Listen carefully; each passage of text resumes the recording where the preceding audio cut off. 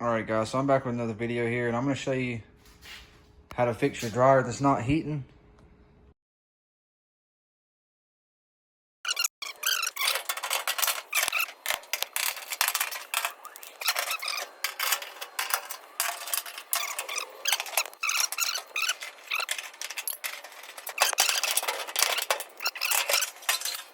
Alright, now that we got the back off, we're going to test each individual thermostat, and we're going to test the element. We're going to see what the problem is here. Watch a multimeter.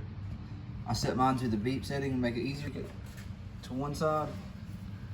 Grab your other lead, stick it on the other terminal. You can go and grab your leads.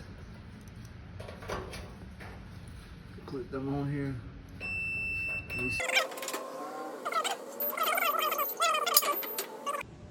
Okay, so the high and low limit thermostat is located right in the bottom down here.